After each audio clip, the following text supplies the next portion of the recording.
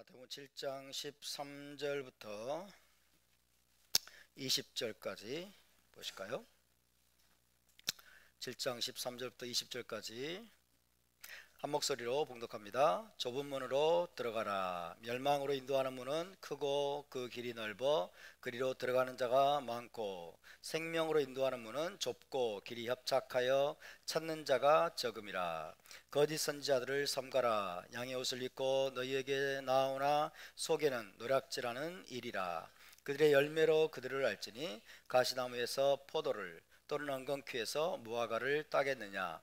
이와 같이 좋은 나무마다 아름다운 열매를 맺고 못된 나무가 나쁜 열매를 맺나니, 좋은 나무가 나쁜 열매를 맺을 수 없고 못된 나무가 아름다운 열매를 맺을 수 없느니라. 아름다운 열매를 맺지 아니하는 나무마다 찍혀 불에 던져지느니라. 이러므로 그들의 열매로 그들을 알리라. 아멘. 네, 이번 주 토라 포션은 출애굽기 첫 번째 파라샤였죠. 쉐모트였습니다. 오늘은 히브리 관점 복음서 강의 147번째 시간입니다. 지난주에는 예수와께서 마태복음 7장에서 가르치신 황금률에 대해서 살펴보았습니다. 황금률. 그러므로 무엇이든지 남에게 대접을 받고자 하는 대로 너희도 남을 대접하라. 이것이 율법이요 선지자니라. 이것이 토라이며 선지서의 가르침이니라, 이런 뜻이죠.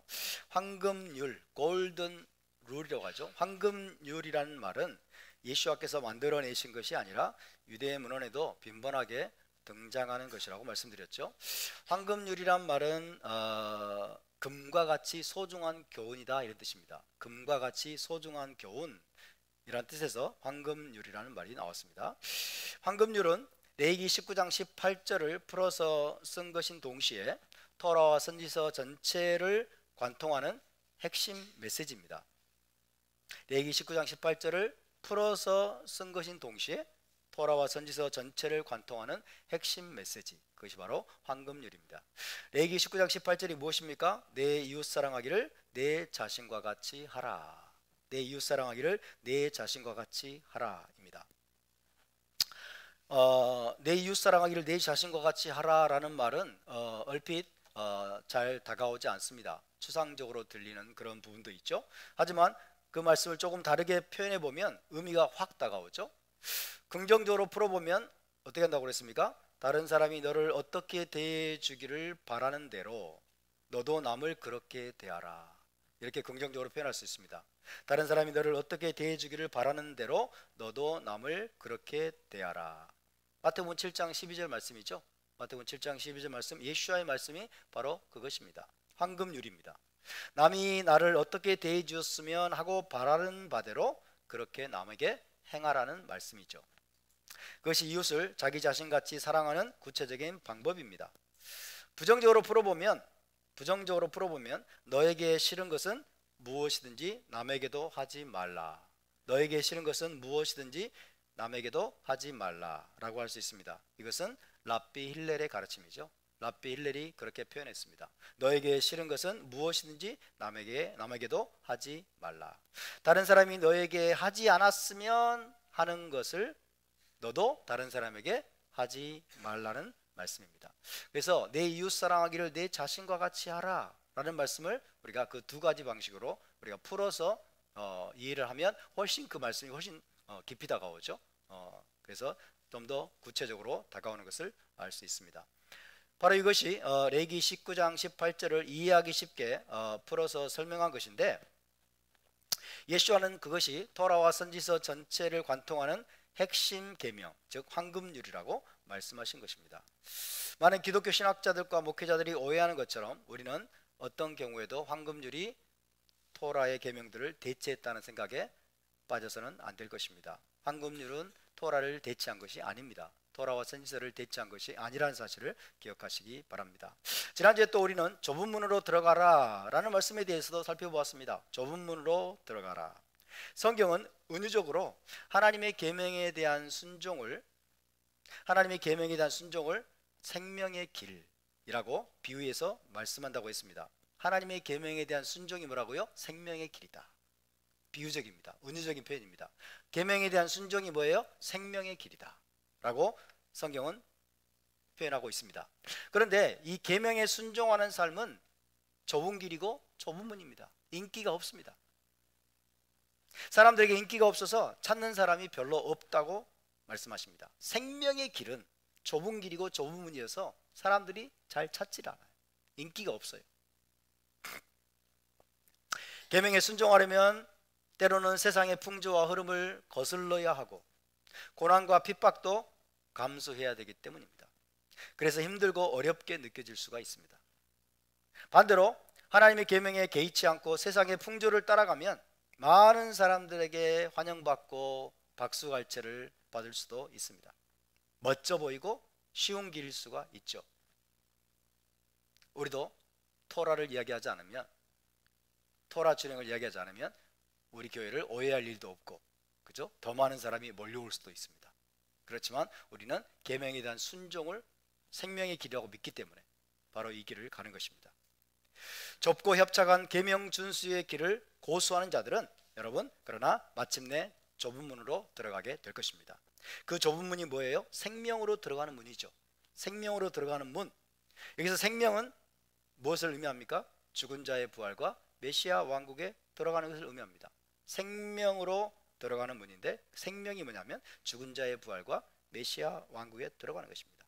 궁극적으로는 올람하바의 영색에 들어가는 것을 의미합니다. 반대로 하나님의 계명을 멸시하고 많은 사람들이 좋아하는 육체적인 쾌락과 죄악된 길을 따라간 결과는 아바돈이라고 했어요. 아바돈, 멸망이다. 그죠? 멸망으로 인도하는 문은 넓고 모든 사람들이 다 좋아하는 길이에요. 멸망이고 갯나이고 불못이 될 것입니다. 그것이 많은 사람들이 찾는 넓은 길입니다. 저와 여러분은 비록 많은 사람이 좋아하지 않고 인기가 없다고 하더라도 좁은 문으로 들어가기를 힘쓰고 생명의 좁은 길로 다니는데 집중할 수 있기를 주의 이름으로 축원합니다. 수많은 사람들이 물질적이고 현세적이고 육적인 축복과 쾌락을 쫓아가고 있습니다. 그 길은 넓고 편안하고 즐거운 것처럼 보일지 모르지만 필경은 멸망의 길입니다. 우리 믿음의 아버지들이 걸어갔던 길, 예수와와 사도들이 걸어갔던 길, 하나님의 계명에 대한 순종의 길을 끝까지 고수하여 죽은 자의 부활과 메시아 왕국의 좁은 문으로 들어가는 저와 여러분 모두가 될 수 있기를 주의 이름으로 축원합니다. 바루크 하셴. 자, 비슷한 말씀이 누가복음 13장에도 기록되어 있습니다. 누가복음 13장으로 한번 가볼까요? 누가복음 13장 말씀입니다. 누가복음 13장 23절에서 27절까지 읽어보겠습니다. 누가복음 13장 23절에서 27절.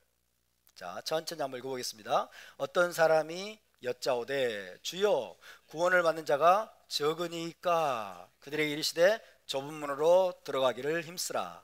내가 너희에게 이르노니 들어가기를 구하여도 못하는 자가 많으리라.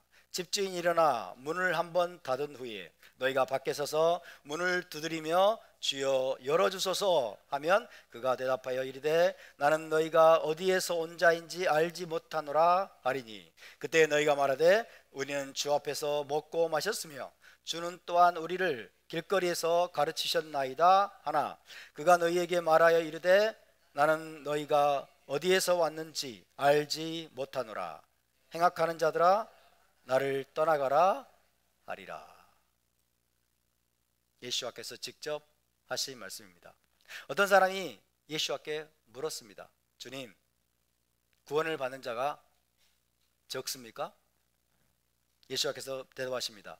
좁은 문으로 들어가기를 힘쓰라. 그러면 구원을 받는 자가 적다는 뜻입니까? 많다는 뜻입니까? 적다는 뜻이죠. 구원을 받는 자가 적다는 뜻입니다. 좁은 문으로 들어가기를 힘쓰라는 거예요. 들어가기를 구하여도 못하는 자가 많으리라 그랬어요. 그죠? 구원에 이르지 못하는 자가 많을 것이다. 구원을 받는 자는 소수일 것이다. 적을 것이다. 이게 예수와의 말씀입니다. 오늘날 교회에 널리 퍼져 있는 여러분 메시지는 뭡니까? 구원의 복음은? 구원받는 자가 아무나 다 구원받는 거죠. 한 번 구원은 영원한 구원. 한 번 교회 와가지고 여러분 영접기도 하면 땡, 이제 다 모두가 구원받는 것처럼 그렇게 착각하게 만들죠. 그래서 구원의 확신을 가지라고 늘 난립니다. 구원의 확신 가지라고. 구원의 확신이 없다고 하면 그냥 총 비상이 걸리죠.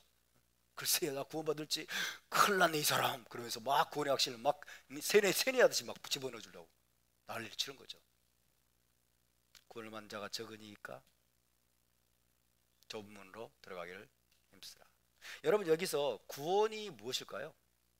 구원은 10원에서 1원을 빼면 구원이죠. 구원이 뭡니까? 구원에 대한 정의조차 사람들이 잘 몰라요.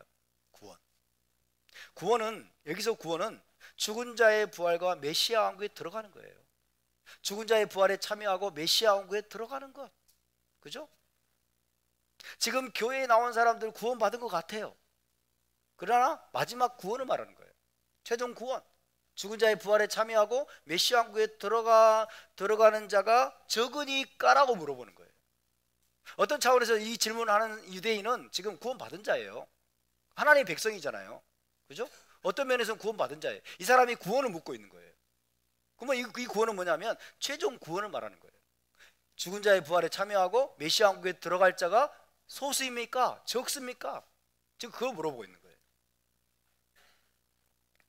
그리고 궁극적으로는 올람하바의 영생에 들어가는 것을 의미합니다.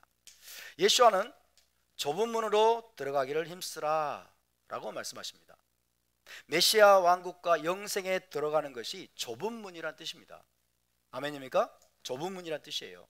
누구나 들어갈 수 있도록 활짝 열려 있긴 하지만 닫힐 때가 있다고 말씀합니다. 그죠? 누구나 들어갈 수 있도록 활짝 열려 있어요. 그렇지만은 좁은 문입니다. 소수의 사람들만이 들어갈 수 있는 좁은 문이라는 것입니다. 소수의 사람들만이 들어갈 수 있는 좁은 문이라고 말씀하십니다. 그 소수의 사람들은 누구입니까? 생명의 좁은 길을 고수했던 사람들이에요. 생명의 좁은 길을 따라 끝까지 걸어갔던 사람들.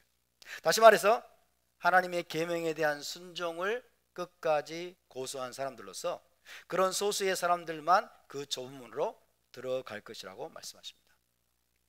열려 있어요. 열려 있지만 소수의 사람들만이 그 문을 발견하는 거예요. 그죠? 대다수의 사람들은 그 문이 열려 있어도 보지를 못해요. 발견을 못합니다. 알 수가 없어요. 이게 비밀입니다. 예수께서는 그 좁은 문이 지금은 열려 있다고 말씀하죠. 지금은 열려 있지만은 언젠가는 닫힐 때가 있음을 암시하십니다. 25절에서 뭐라고 해요? 집주인이 일어나 문을 한번 닫은 후에 그러죠. 문을 한번 닫은 후에. 지금은 열려 있어요. 좁은 문이지만. 그렇지만 집주인이 일어나서 문을 한번 닫은 후에 그죠? 닫힐 때가 있음을 암시합니다. 한번 닫히고 난 후에는 열립니까? 안 열립니까? 한번 닫히고 난 후에는 그 문은 다시 열리지 않을 것입니다. 한번 닫힌 구원의 문 또 열려지지 않으리. 아시는 분은 다 아시고 모르시는 분은 통 모르시는 노래입니다. 한번 이 구원의 문이 닫히고 난 후에는 다시 열리지 않을 것을 주님은 말씀하십니다. 그때 많은 사람들이 와서 그 문을 탕탕탕탕 두드리면서 자기도 들어가게 해달라고 간청하면서 이렇게 말할 것이라고 말씀합니다. 주여, 주여 열어주소서. 우리가 주 앞에서 먹고 마셨으며 주님은 우리를 길거리에서 가르치지 않으셨습니까? 나 들어가야 되거든요.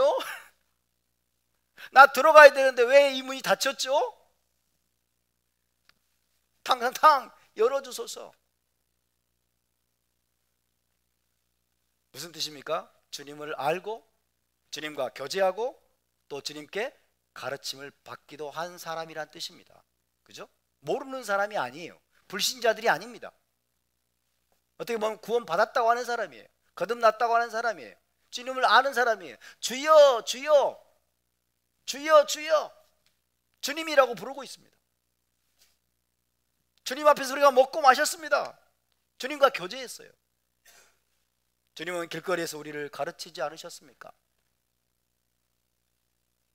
정말로 거듭난 체험이 있는 사람이에요. 한번 거듭난 사람은 구원을 상실하지 않는다? 천만의 말씀.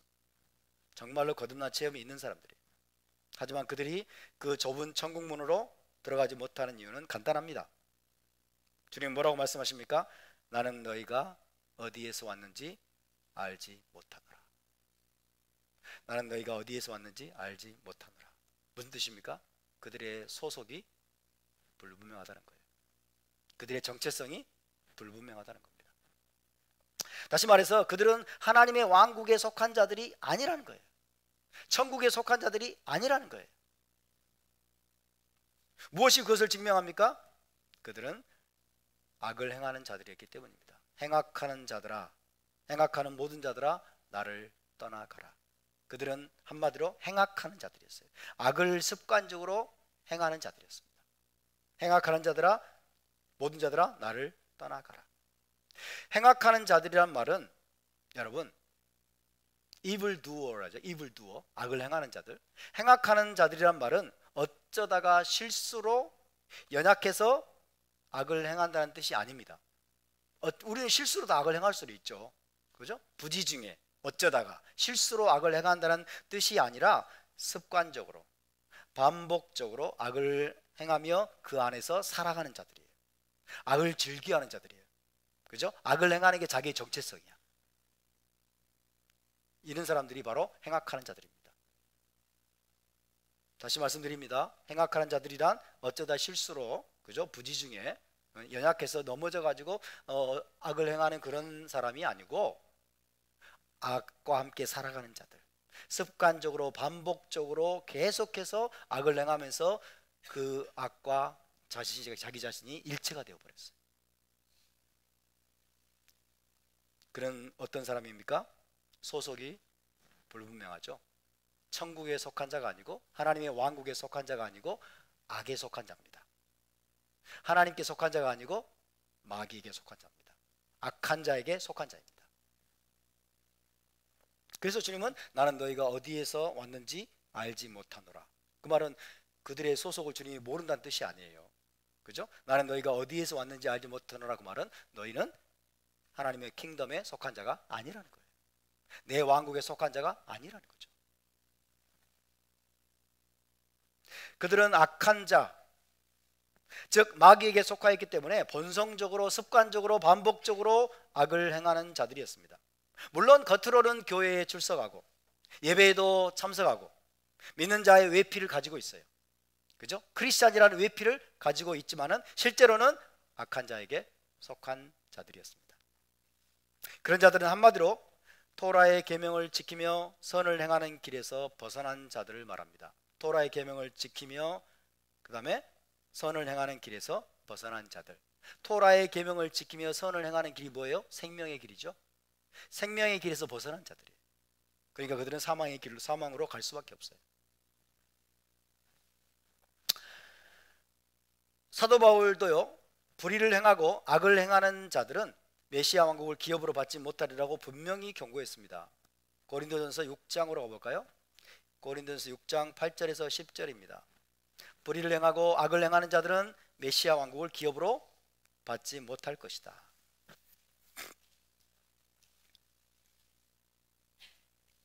고린도전서 6장 8절에서 10절입니다. 시작. 너희는 불의를 행하고 속이는구나. 그는 너희 형제로다. 불의한 자가 하나님의 나라를 유업으로 받지 못할 줄을 알지 못하느냐? 미혹을 받지 말라. 음행하는 자나 우상 숭배하는 자나 간음하는 자나 탐색하는 자나 남색하는 자나 도적이나 탐욕을 부리는 자나 술 취하는 자나 모욕하는 자나 속여 빼앗는 자들은 하나님의 나라를 유업으로 받지 못하리라. 무서운 말이죠. 근데 오늘날 크리스천들이 이 말씀이 무슨 말인지를 몰라요. 이게 무슨 뜻인지를 모릅니다. 여기서 하나님의 나라는 뭐예요? 이거 하나님의 나라는 메시아 왕국이에요. 그죠? 메시아 왕국을 유업으로 못 받는다는 거예요. 천국에 들어가지 못한다는 거예요. 자, 8절을 봅시다. 너희는 불의를 행하고 속이는구나 그랬어요. 너희는 불의를 행하고 아무렇지도 않게, 그 뭐예요? 아무렇지도 않게 반복적으로 계속해서 너희는 불의를 행하고 속이는구나. 자, 이 사도 바울에게서 이 말을 듣는 사람들이 누구예요? 고린도 교회에 속한 자들이에요. 고린도 교회 교인들이에요. 고린도 교회에게 지금 고린도 교회 안에서 불의를 행하고 속이는 자들에게 지금 사도 바울이 이야기하고 있는 거예요. 불신자에게 주는 말이 아니에요. 교회 안에 있으면서 교회에 다닌다고 하면서 주님을 향해 예수를 향해서 주여 주여라고 부르는 자들 가운데서 너희는 계속 불의를 행하고 속이는구나 그러고. 그는 너희 형제로다. 형제에게 불의를 행하고 형제를 속이는 자들이에요. 불의한 자가 하나님의 나라를 유업으로 받지 못할 줄을 알지 못하느냐. 습관적으로 불의를 행하는 자, 습관적으로 악을 행하는 자, 회개할 줄 모르고 자기의 행동을 뉘우칠 줄 모르고, 그죠? 계속해서 반복적으로 악을 행하고, 그리고 죄를 범하는 자들은 메시아 왕국을 기업으로 받을 수 없다는 것입니다. 교회에 다니고 있어도, 크리스찬이라는 이름을 가지고 있어도. 왜? 그의 본성 자체가 악에 속한 자이기 때문에. 그의 본성 자체가 하나님의 킹덤에 속한 자가 아니라는 것입니다. 불의한 자가 하나님의 나라 메시아 왕국을 유업으로 받지 못할 줄을 알지 못하느냐. 미혹을 받지 말라, 속지 말라 그 말이에요. 음행하는 자 습관적으로, 우상 숭배하는 자 계속적으로, 간음하는 자, 탐색하는 자, 남색하는 자, 도적, 탐욕을 부리는 자. 우리 모두 탐욕을 부리죠. 그러나 계속해서 탐욕을 부리면서 거기에서 돌이키려고 하지 않고 나오려고 하지 않는 사람은 하나님께 속한 자가 아닙니다. 아멘입니까? 어쩌다가 탐욕을 부릴 수 있어요. 그걸 말하는 게 아니에요. 어쩌다가 탐욕을 부리면 우리는 회개하잖아요. 다. 그죠? 주님, 제가 욕심을 부렸습니다. 용서해 주소서. 회개하잖아요. 그런 사람 말하는 게 아니에요. 탐욕적인 사람이에요. 그 존재 자체가. 교회 다니면서도, 교회 안에서도 유독 탐욕을 부리고 욕심을 부리고 이기적이고 교만하고 이런 사람들. 그러면서도 돌아볼 줄 몰라.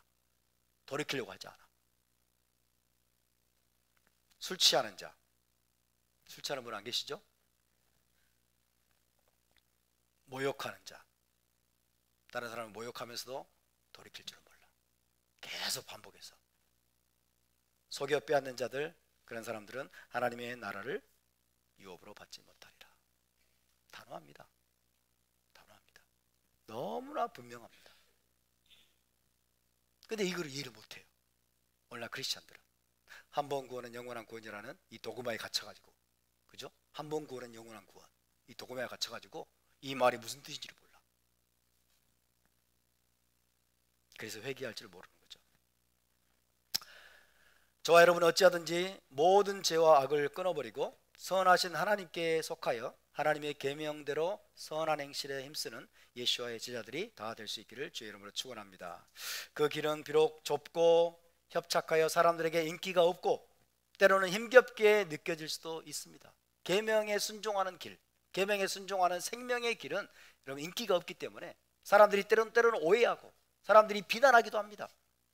그래서 힘겹게 느껴질 수도 있지만은 그럼에도 불구하고 하나님을 사랑하고 예수와를 사랑하는 자들에게는 그 길이 정말로 기쁘고 즐거운 길이 될 것입니다. 아멘.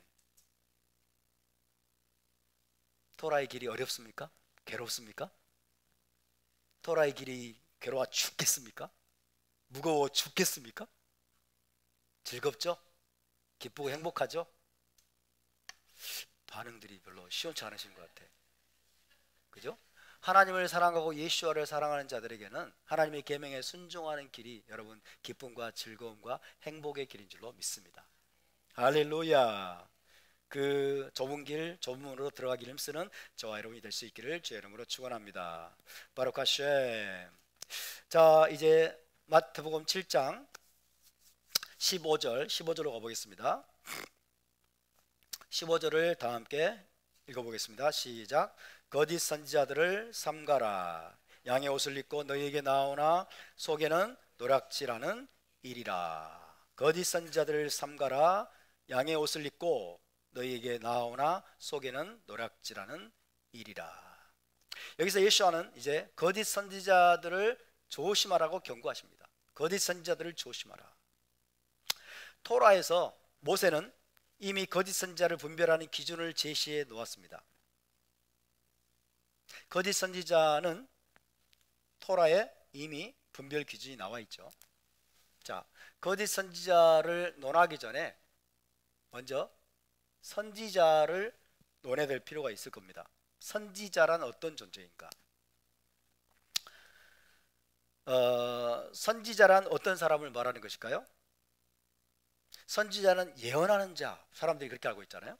예언하는 자, 장래일을 예언하는 사람이라고만 알고 있는 경우가 많죠.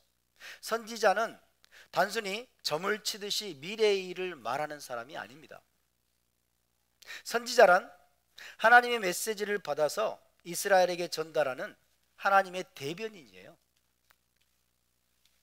선지자는 God's spokesman이라고 할 수 있어요. 하나님의 대변인, 하나님을 대신해서 말하는 자예요. 이스라엘에게 하나님을 대신해서 하나님의 메시지를 이스라엘에게 전달하는 자, 하나님의 대변인입니다. 하나님의 메신저죠. 메신저. 역사상 가장 높은 수준의 선지자는 누구였을까요? 모세죠. 모세. 예수와는 일단 논외로 하고, 가장 높은 수준의 선지자는 모세였습니다. 모세보다 뛰어난 선지자가 없어요.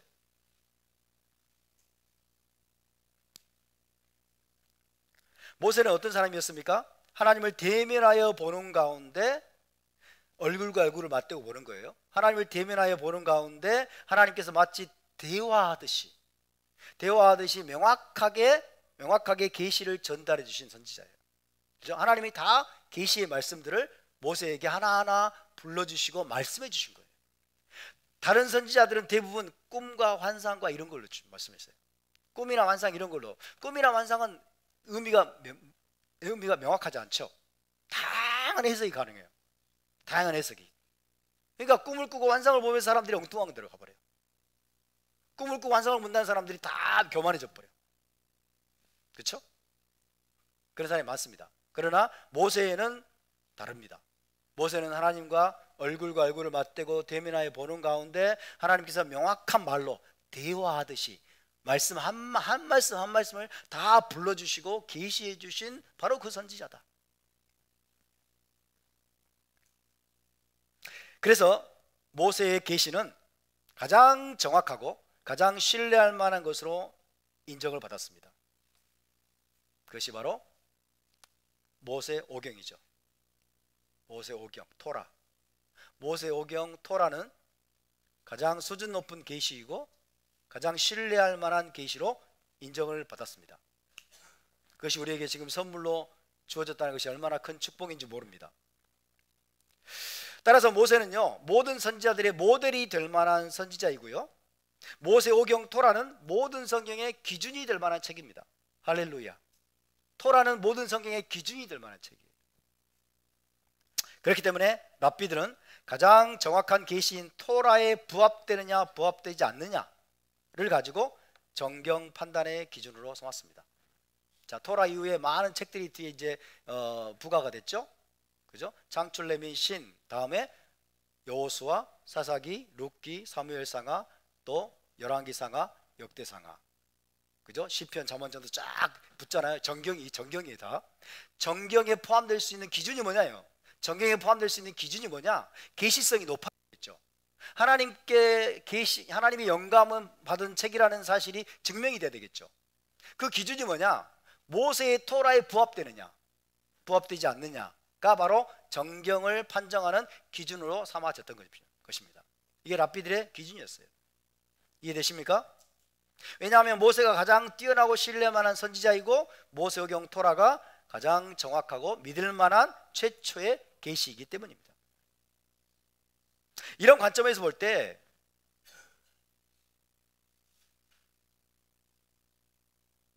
전통 기독교가 바울 서신의 몇몇 구절들을 근거로 해서 토라가 폐해졌다거나 더 이상 효력이 없다라고 판정한 것은 말이 될까요, 안 될까요?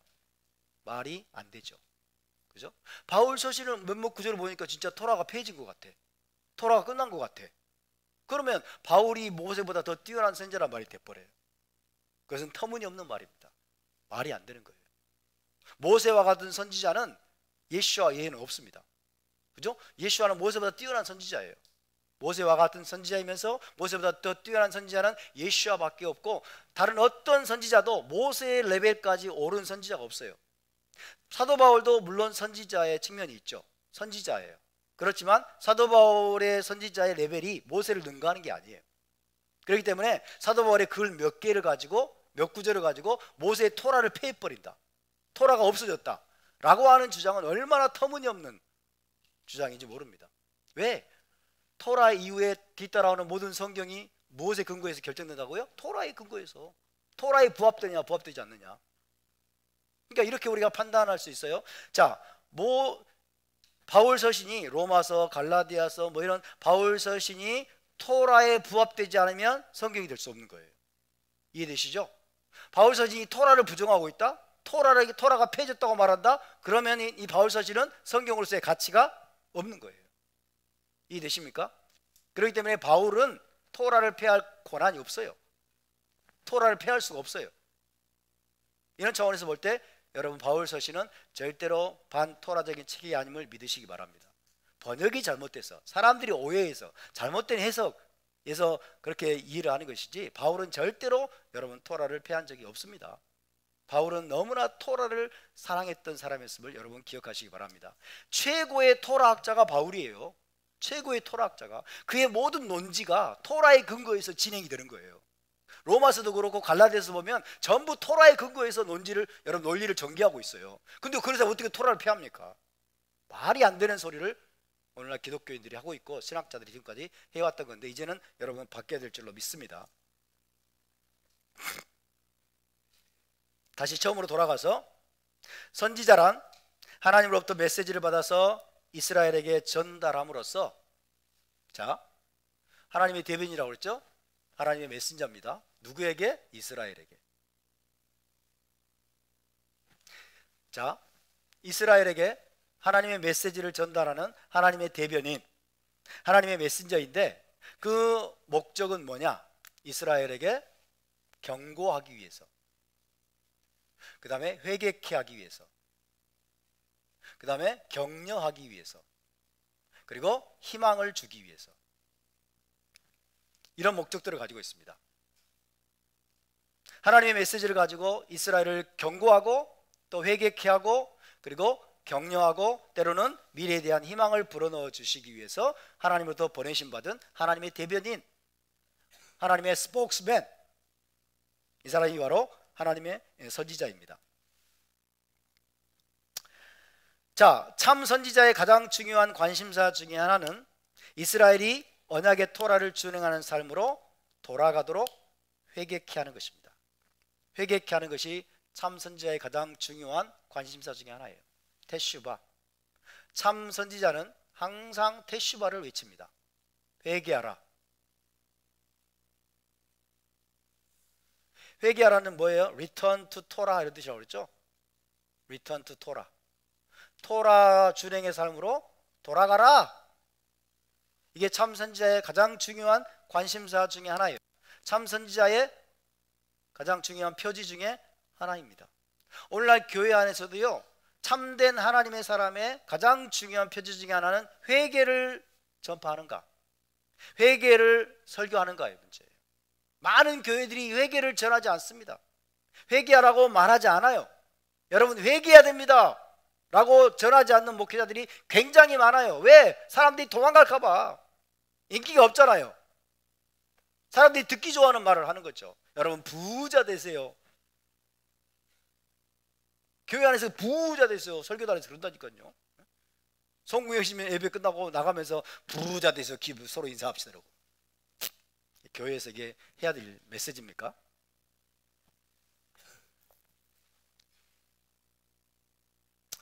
거의 대부분의 선지서의 주된 메시지 중에 하나가 바로 회개의 메시지입니다. 테슈바, 회개의 메시지. 너희는 언약의 토라를 어긴 죄를 회개하고 다시 토라를 준행함으로 공의와 정의와 인애를 회복해야 한다.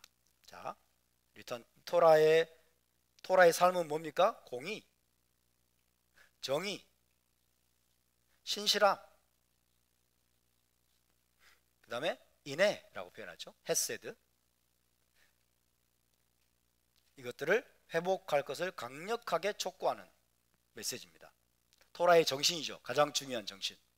토라의 삶으로 돌아가서 공의와 일을 행하고 그 다음에 헤세드, 인애를 행하며 하나님과 동행하는 삶을 살아야 된다 라는 것을 외치는 사람이 선지자예요. 여러분, 오늘날 크리스찬들에게 가서 물어보세요. 선지자가 어떤 사람이냐고. 이런 사람이라고 하는 인식이 있을까요, 없을까요? 선지자가 회개를 외치는 사람이라고 하는 인식이 있을까요, 없을까요? 거의 없을 겁니다. 선지자는 그냥 예언만 한다고 생각해. 그죠? 미래의 일을 막 예언하고 막 이런 사람이라고. 그러나 이 선지자의 가장 중요한 표지는 회개를 이스라엘에게 외치는 사람입니다. 그리고 끝내 회개하지 않을 경우에는 임박한 심판과 재난에 대해서 예언하도록 보내심을 받은 자가 선지자였습니다. 끝내 이스라엘이 회개하지 않을 경우에는 임박한 심판과 재난에 대해서 예언하도록 보내심을 받은 자. 이스라엘 백성이 끝내 회개하지 않을 경우 아수르와 바벨론 등 이방 나라를 보내서 이스라엘을 멸망시키고 그들을 이방 나라들의 포로로 끌려가게 하실 것이라고 경고하는 자가 바로 선지자였습니다. 예레미야가 그랬고 이사야가 그랬고 에스겔이 그랬습니다. 아멘입니까? 그래서 참 선지자들은 항상 고난과 핍박을 받아야만 했습니다. 증오와 거부의 대상이 되곤 했습니다. 선지자들 가운데 당대의 선지자로 추앙받은 자가 거의 없어요. 당대는 다 돌로 치시려고 하고 사람들이 거부하고, 그죠? 사람들이 막 사람들로부터 막 배척을 당하고 다 그랬어요. 왜? 듣기 싫은 말을 해야 되거든. 회개를 외쳐야 되고, 너희는 왜 그렇게 행하느냐? 왜 너희가 토라를 어기느냐? 왜 거짓을 말하고 이웃에게 악을 행하고 왜 도둑질을 하고 왜 형제에게 강포를 행하느냐? 언약으로 토라로 돌아가라. 그래서 공의와 정의를 행하고 이웃에게 자비와 친절을 베풀고 인애를 행하라. 그렇지 않으면 바벨론이 쳐들어오고 이방 나라가 쳐들어와서 너희를 이 땅에서 쫓아내버릴 것이다. 그러니까 누가 좋아하겠어요? 그래서 대부분의 선지자가 배척을 받습니다. 당대에는 죽고 나면 정신 차려 이제, 그죠? 선지자가 죽고 나면 이제 와 위대한 선지자들하고 추앙을 해. 있을 때 잘하지. 있을 때 잘하지.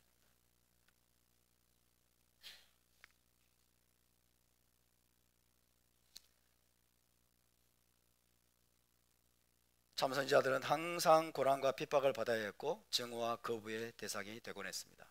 왜요? 이스라엘 백성이 듣기 싫어하는 메시지를 전해야만 했기 때문입니다. 선지자들은 인기가 그래서 없었습니다. 별로.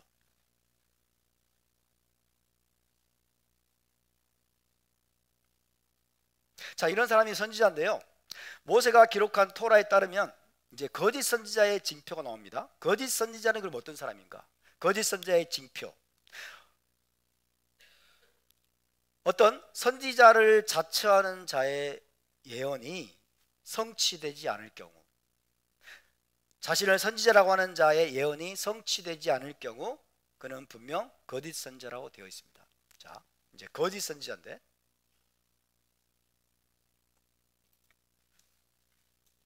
예언이 성취되지 않을 때, 성취되지 않을 경우 성경을 찾아봅시다. 신명기 18장 22절.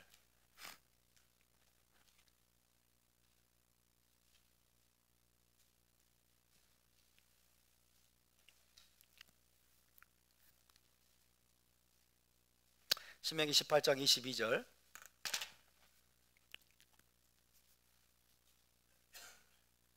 자, 함께 읽습니다. 시작. 만일 선지자가 있어 여호와의 이름으로 말한 일에 증언도 없고 성취함도 없으면 이는 여호와께서 말씀하신 것이 아니요 그 선지자가 제 마음대로 한 말이니 너는 그를 두려워하지 말지니라. 선지자가 있어서 하나님의 이름으로 예언을 했는데 성취되지 않으면 이는 여호와께서 말씀하신 것이 아니니 지 마음대로 한 말이니 너는 그를 두려워하지 말라.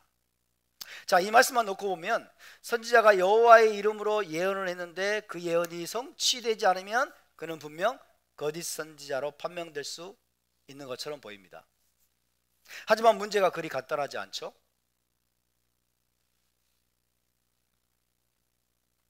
누가 생각납니까? 요나가 생각이 납니다. 요나는 참 선지자였습니까? 거짓 선지자였습니까? 참 선지자였죠. 니느웨 성을 향해서 40일이 지나면 이 성이 무너지리라 라고 예언한 선지자가 요나였는데, 이 요나의 예언은 성취됐습니까? 안 됐습니까? 성취가 안 됐네요. 그죠? 요나의 예언은 성취가 안 됐어요. 그렇다면 신명기 18장 말씀에 따르면 요나는 거짓 선지자로 판명이 될 수밖에 없죠. 그렇지만 요나는 거짓 선지자였을까요? 참 선지자였을까요? 무슨 기준으로? 요나는 참 선지자였죠. 40일 후에도 니느웨 성은 무너지지 않았고 살아남았습니다. 토라의 기준에 따른다면 요나는 거짓 선지자로 판명되어야 마땅하지만 요나는 거짓 선지자가 아니었습니다. 요나가 거짓 선지자가 아닌데도 니느웨 성에 대한 예언이 성취되지 않았다면 거기에는 분명 또 다른 요인이 개입되어 있겠죠. 또 다른 요인이 고려된다는 뜻이에요. 또 다른 요인이 있어야만 됩니다. 그것이 바로 뭘까요? 진실한 회개입니다. 테슈바. 그죠? 선지자가 예언을 했는데 그 다음에 어떤 사람이 회개를 한 거예요. 진실한 회개 테슈바가 동반이 되면 어떤 일이 벌어지냐면, 진실한 회개는 재앙과 심판에 대한 예언을 철회할 수 있다는 원리입니다. 할렐루야. 아무리 선지자가 재앙을 그리고 멸망과 심판에 대해서 예언을 했다고 하더라도 진실하게 회개하게 되면, 진실한 회개는 재앙과 심판에 대한 예언을 철회할 수 있다라는 것입니다. 따라서 우리는 니느웨 성에 대한 심판 예언이 성취되지 않은 것은 요나가 거짓 선지자라서가 아니라 그 성이 한 마음으로 하나님께 회개했기 때문임을 믿으시기 바랍니다. 요나는 하나님께 받은 메시지가 맞았어요. 요나의 예언은 맞았습니다. 요나의 선포는 옳은 것이었고 요나는 참 선지자였습니다. 그럼에도 불구하고 니느웨 성의 모든 백성들이 왕으로부터 시작해서 가장 낮은 어린아이까지 회개했기 때문에 하나님께서 니느웨 성을 살려주실 것을 믿으시기 바랍니다. 또 한 가지 신뢰를 둔다면 열왕기하 5장에서 선지자 엘리사가 그의 사환 게하시를 향해서 영원한 나병 짜라하트를 예언했습니다. 열왕기하 5장 27절을 찾아봅시다.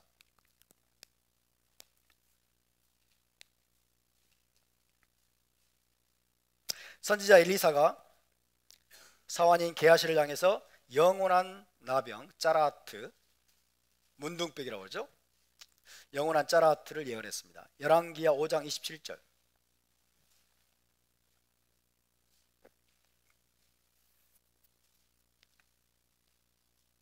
시작. 그러므로 나아만의 나병이 내게 들어 내 자손에게 미쳐 영원토록 이르리라 하니 게하시가 그 앞에서 물러나오매 나병이 발하여 눈같이 되었더라.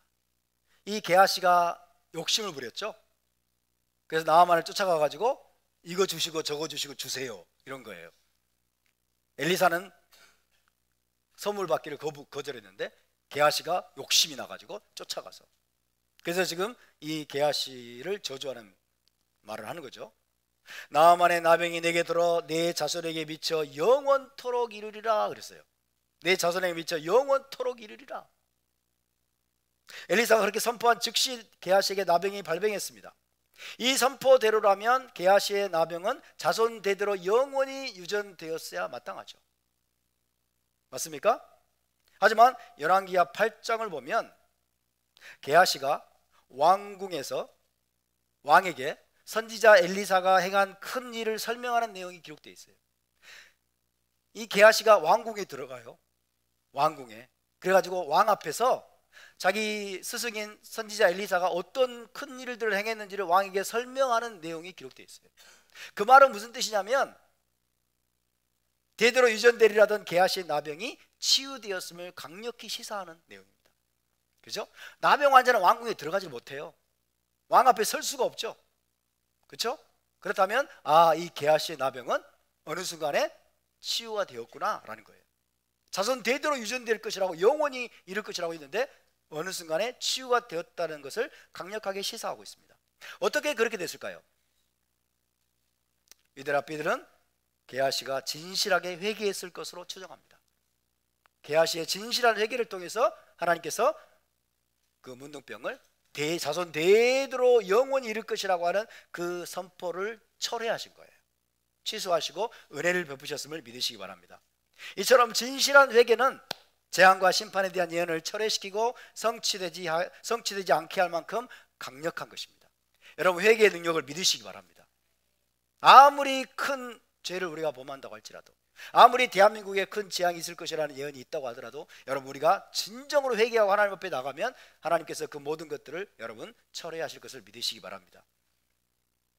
따라서 단순히 어떤 선지자의 예언이 성취되지 않았다고 해서 즉각 그를 거짓 선지자라고 결론 지을 수 없음을 알 수 있습니다. 그렇다면 거짓 선지자를 판별하는 또 다른 기준은 무엇일까요? 거짓 선지자를 판별하는 또 다른 기준이 있을까요? 예, 있습니다. 이것은 다음 시간에. 오늘은 제가 빨리 끝내려고 작정을 했습니다. 그래서 제가 빨리빨리 진행하는 거 느껴지셨죠? 예, 빨리 끝내려고 작정을 했기 때문에 오늘 여기까지 하도록 하겠습니다. 자, 우리 함께 일어나서